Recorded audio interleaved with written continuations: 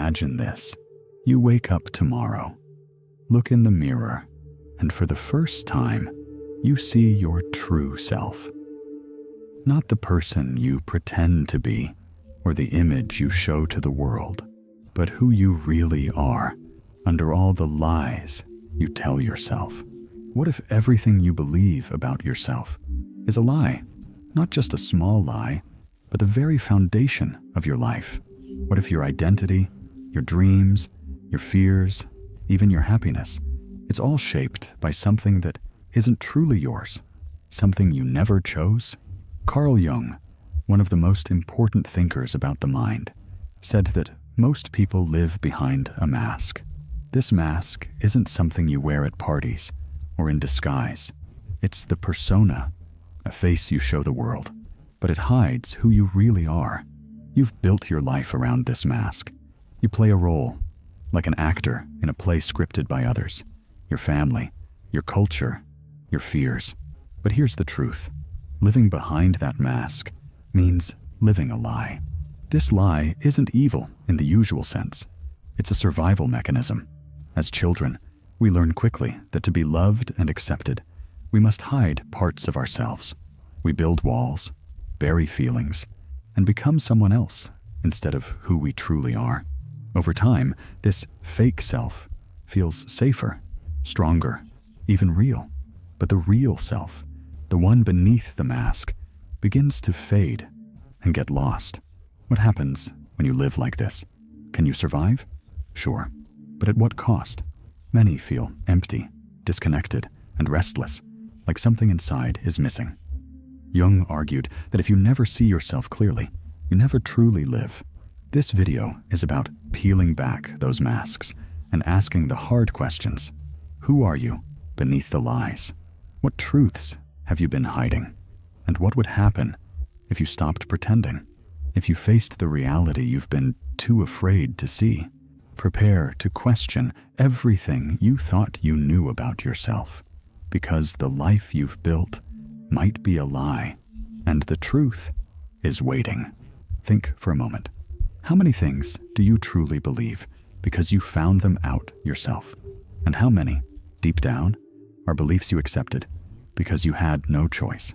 Carl Jung argued that most people are trapped by a life that feels like theirs, but was actually built by the world around them. Family, school, friends, even the media, and culture itself. From a young age, we absorb stories about what is true, what is right, and who we should become. They shape our dreams, fears, and daily habits, quietly telling us how to live.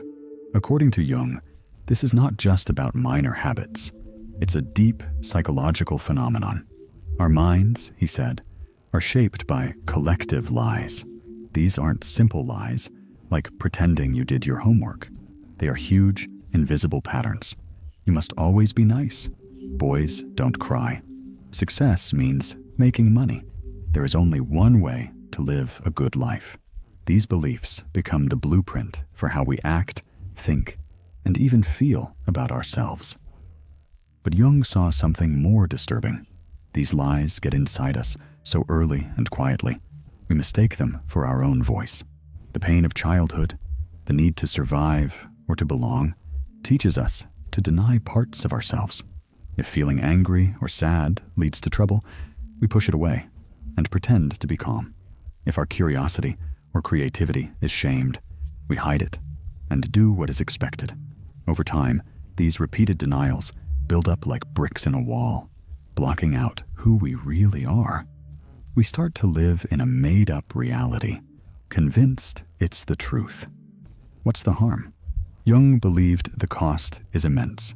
Every time you deny your real thoughts and feelings, a hidden tension grows.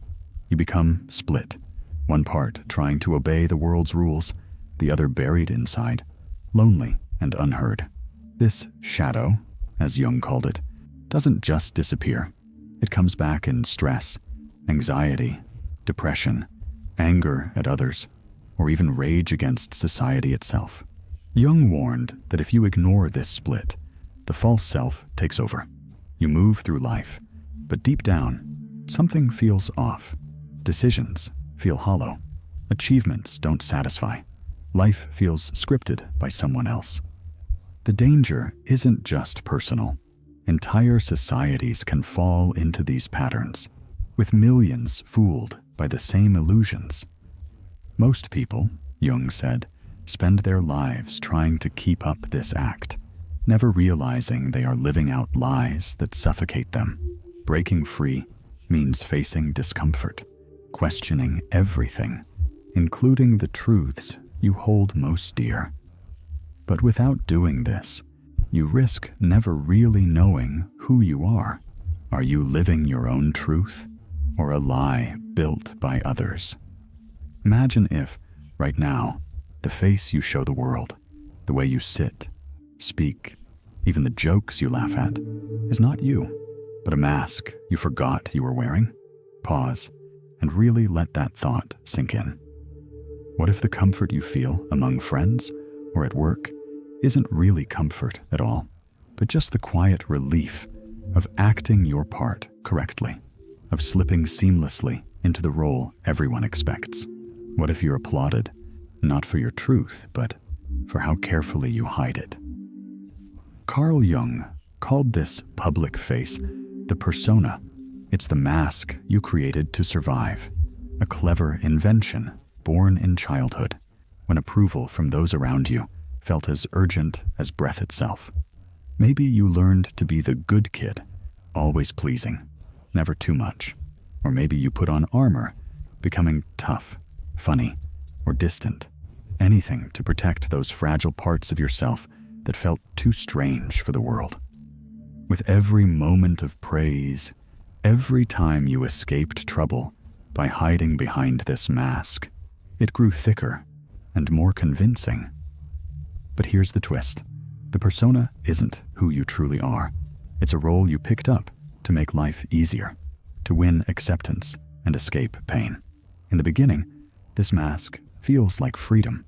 It keeps you safe, helps you belong. Over time, though, it becomes a prison. You start to forget where the mask ends, and you begin. The danger is subtle. You wake up and make decisions, thinking they're your own. But really, you're still following a script. You chase careers or relationships that fit your persona, not your soul. You feel restless and exhausted, but don't know why. The mask is praised by society, but your true self grows more silent every day. Society rewards well-formed masks. We put on fake smiles, chase status, gather likes and followers, shaping our entire lives around what's normal and seen as successful. But underneath, many feel numb, anxious, or quietly desperate. Despite outward confidence, inside is a persistent feeling of emptiness, a suspicion that no amount of achievement or approval can fill the growing void. Jung warned that living for approval creates a fake life. The mask might fool the world, but it never satisfies the soul. As years pass, moments of quiet honesty, late at night, when no one's watching, bring discomfort and confusion. You wonder, if they knew the real me, would I still be loved or even recognized? The problem is not that we have a mask. It's that we forget we are wearing one. Over-identifying with our persona leads us further from who we truly are. It's not just our authentic self that suffers, but our relationships, our dreams, and our sense of meaning. We lose touch with our own desires, passions, and the raw truth that once made us feel alive. The cost? A life that looks perfect on the outside, but quietly withers within. Day after day, you trade pieces of your true self for the comfort of acceptance, until you look in the mirror and wonder, who have I become, and how long have I been lost? Are you ready to face what lies beneath the mask, or will you let the persona write the rest of your story? What if the most frightening part of yourself isn't what you show to the world, but what you bury, the secrets you keep even from yourself? According to Carl Jung, underneath the mask you've worn for years, there's something even deeper, the shadow. This shadow is not some mystical force. It's the collection of all your denied desires, your hidden fears, the temper you try to hide, the sadness you swallow, the cravings and jealousies you'd rather not admit. We all carry a shadow. It forms in childhood, when parents, teachers, or society tell us certain parts of ourselves are bad, wrong, or dangerous.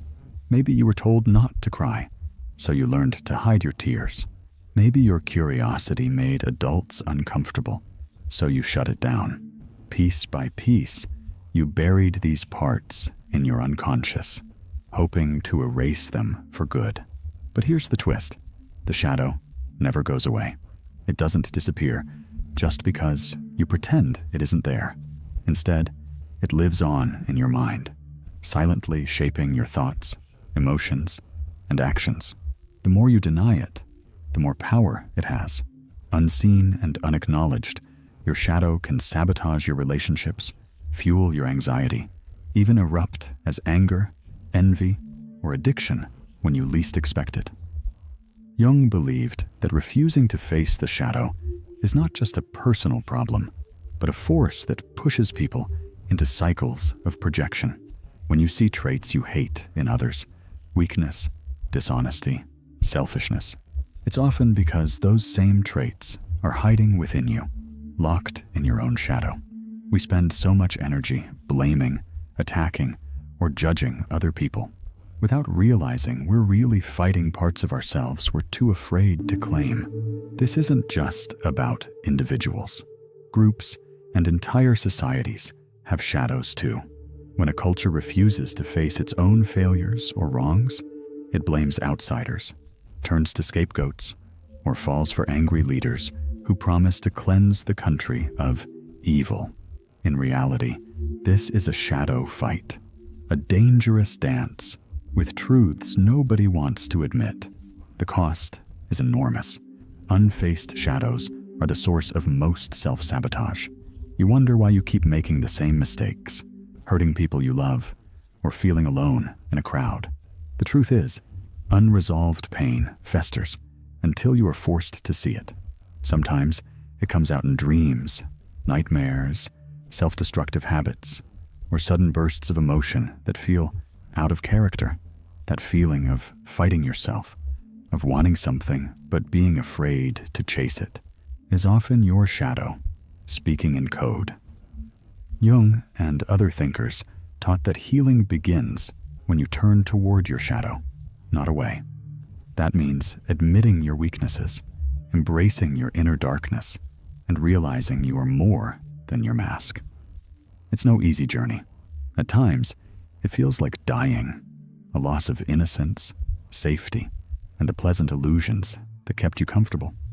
But every moment of honesty brings you closer to freedom and wholeness. The shadow is not your enemy. It's your guide to self-understanding. By facing what you've been taught to fear or reject, you reclaim lost energies and start living from a place of truth instead of denial. So, pause and ask yourself, what truths have I buried? What emotions do I avoid? If you're brave enough to look, your shadow has much to teach you about who you really are and what you're still hiding from the world. Ready to see what lies beneath? The deeper you look, the more whole and truly alive you can become. Step back for a moment. Imagine not just a single person living behind a mask, but whole societies. Carl Jung believed that just as individuals hide truths from themselves, groups, cultures, and even entire nations build lives around shared illusions. What begins as an individual's compromise, wearing a persona to fit in, can ripple outward and become a pattern binding millions. This isn't just theory. It's visible everywhere in history. Think of societies where propaganda becomes truth, and questioning the official story is dangerous. History is filled with chilling examples. Totalitarian regimes rewriting events, entire populations swept up by ideologies that demand conformity over honesty. The greatest threat to liberty, Jung warned, is the voice within us that prefers the comfort of belonging over the pain of truth. These collective lies do more than silence disagreement. They shape reality. When enough people believe the same convenient fiction, whether about race, class, politics, or the role of the state, what is false can start to seem natural. Cultural myths and advertised ideals take the place of honest self-reflection. People adopt national masks: the good citizen, the enemy, the loyal worker. Criticism becomes dangerous, and doubt becomes a private struggle. But why do so many fall into this pattern? Jung suggested a simple, powerful reason. Humans long to belong. The price of being an outsider feels unbearable, so most accept the narrative handed to them, however distorted it may be. To challenge the group means risking exile, not just social, but spiritual. In oppressive societies, people may even forget their true selves, living only through the eyes of power or public opinion. Jung's insights warn us, when the state becomes a substitute for God, individuality suffocates. Civilized man, he wrote, is in danger of losing all contact with himself. The comfort of collective identity dulls the pain of self-honesty, but also numbs creativity, empathy, and the drive to confront injustice. These echoes are not just relics of the past, they exist today. Modern propaganda, media bubbles, and endless pressure to conform make it easy to drift away from authenticity. Societies built on shared lies create environments where questioning, doubting, or seeing clearly becomes an act of rebellion. Ask yourself then, what beliefs does your culture ask you to accept without question? Where do you see truth being traded for comfort, for the satisfying illusion of unity? The masks we wear aren't always chosen. They're sometimes inherited from the world around us, echoing through history, waiting for someone brave enough to break the spell. What is the real cost of building your life and your world on lies? Carl Jung warned that the price is not just personal confusion, but a quiet suffering that spreads through entire societies. Every time you turn away from your true feelings or deny uncomfortable truths, a small crack appears in your sense of self. Over time, these cracks deepen. Eventually, you notice it, a heavy emptiness, an aching sense that something important is missing. This pain shows up in many ways. For some, it's a quiet dread that strikes late at night, driving them to numb the feeling with distractions or addictions. Others find themselves trapped in cycles of anxiety and depression, unable to explain why life feels meaningless, or why even happy moments seem to pass through them without real joy. The world teaches us to hide, to compete, to put on a strong face. But the more you perform, the further you drift from the person you most want to be. Jung argued that this isn't just a private struggle. When enough people are disconnected from their innermost truth, the consequences spill into the public realm. Societies begin to exhibit the same symptoms as individuals. Loneliness, suspicion, and anger grow. Fake news and propaganda thrive, convincing people to distrust each other. People cling to leaders who promise simple answers, and collective anxiety turns into scapegoating, violence, or even the rise of authoritarian power. Nowhere is this more obvious than in health and well-being. Studies have shown a rise in stress-related illnesses, mental health crises, and addiction in recent decades, a pattern often linked to the deep-rooted sense of alienation that comes from living a lie, both personally and collectively. When what you really feel or believe cannot be spoken, the unspoken truth festers, shaping your moods, your decisions, and even your body. Sometimes, this suffering explodes in public. Acts of aggression, mass panic, or sudden changes in society that seem irrational. At other times, it is quieter, like the slow erosion of trust among friends, families, and communities. The masks people wear to fit in end up isolating them, building invisible walls between individuals and within entire cultures. Jung believed that only by acknowledging the lies, by facing the pain head-on, can this cycle of suffering end. Turning toward truth is rarely comfortable. It means letting go of illusions, risking rejection, and confronting parts of yourself and your world that you'd prefer to ignore. Yet, he argued, this pain is the price of real freedom. When you begin to see yourself clearly, the emptiness gradually gives way to meaning. You stop merely surviving and start living authentically. So ask yourself, what am I denying? What is the personal and collective cost of avoiding the truth? By facing these questions, you open the door to genuine connection with yourself, with others, and with the world you share. What does it take to finally wake up, to stop hiding behind masks, to stop running from your shadow, and to risk living as your true self? Carl Jung called this difficult, sometimes painful journey individuation. It's not just self-improvement or trying to act more authentic on the surface. Instead, it's a profound transformation, burning away the lies, facing every uncomfortable truth, and becoming an individual in the deepest sense. In the process of individuation, you confront every rule and story that shaped you. You quit blaming the world or your childhood and turn your gaze inward. You face the persona you crafted, and slowly, you let it fall away. This isn't simply about rejecting society, but about asking what parts of you are truly yours and which were inherited out of fear or habit. The journey starts with awareness. You notice the mask, your need for approval, the opinions you're afraid to challenge, the ways you bend your will to fit someone else's plan. Then, something even harder. You meet your shadow. You see your anger, jealousy, pain, and even the small cruelties you once denied. It hurts, but every honest look uncovers strength you'd forgotten. Compassion, creativity, raw honesty. Jung warned that this stage can feel like death. The old you, the self built on habits, family hopes, and cultural rules, begins to disappear. Sometimes this happens through crisis, a job loss, heartbreak, illness, or a deep sense of meaninglessness that shatters old illusions.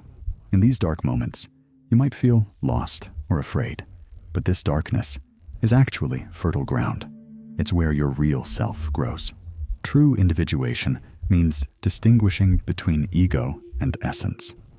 The ego, Jung said, is always tempted by inflation, becoming arrogant, self-obsessed, or convinced you're above others. But real growth is the opposite. It requires humility, courage, and a willingness to suffer for the sake of truth. You can't skip steps or fake your way through. Each illusion you surrender makes you lighter, clearer, and more alive. The reward is rare and precious, a sense of wholeness. You become rooted, able to think for yourself, but also connected to others in a deeper, more genuine way. You set boundaries, speak honestly, and follow your unique path, not out of rebellion, but because you finally know who you are. You no longer live through borrowed dreams, empty routines, or constant comparison. Jung believed that although most people shy away from this path, it is our primary task as human beings, not to become someone else, but to return to our own nature, integrating every lost piece of ourselves. Individuation doesn't promise perfection. It promises depth, an ongoing dialogue between shadow and light, strength and vulnerability, self and world. If you accept the challenge, you leave behind the safety of the crowd, the comfort of lies, and the mask of persona. You enter the adventure of becoming yourself. You are forced to let go of everything false, to feel your pain, and to risk standing alone. But you also become free, free to act, create, and love from a place of real wholeness. And in that freedom, you discover the life you were meant to live. Will you choose the comfort of a lie or the bold, often lonely joy of stepping fully into your own truth? The path is not easy, but Jung assures us nothing else is as real. Theory has power, but witnessing transformation brings it to life. Imagine now the heavy silence of someone staring at the ceiling in the dead of night, realizing the life they're living isn't theirs. The mask has slipped. The persona is cracking. This is the moment of crisis Jung spoke of, where the truth, long buried, pushes into consciousness. Consider someone who spent years chasing success, doing everything right, admired by colleagues, but haunted by emptiness. One night, exhaustion breaks their routine. They admit to themselves that their victories feel hollow. It's not immediate, but this seed of doubt grows. They start questioning, whose goals am I living for? Who would I be if nobody was watching? The journey is slow, sometimes painful, but choosing to face their shadow, those rejected hopes and denied fears, brings unexpected freedom. Eventually, they pursue a path truer to their inner self, even if it means disappointing others or facing uncertainty alone. Or think of a person forced to wear a mask for survival, a child who learned to be invisible in a chaotic home, an adult who played the perfect partner in hopes of earning love. Crisis arrives when holding the mask becomes unbearable. Breakdown, heartbreak, or loss shatter the illusion. At first, the truth hurts. Old lies scream. But in the rubble, something new emerges. Reclaiming hidden pieces of themselves, they begin to build a life based on self-acceptance, not others' expectations. These real stories reveal that breaking free is not easy. There is loss, fear, even grief for the old self.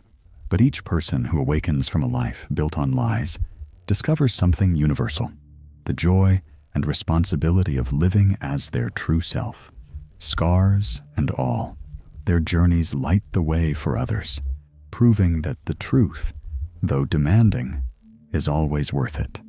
After all the masks, shadows, and woke awakenings, what is left? The final reckoning is not just personal. It has the power to reshape entire worlds. Carl Jung believed that denying truth, whether by a single heart or by an entire society, is always a recipe for eventual destruction. If a life is built on illusions, sooner or later, reality knocks at the door. This last confrontation asks a terrifying question.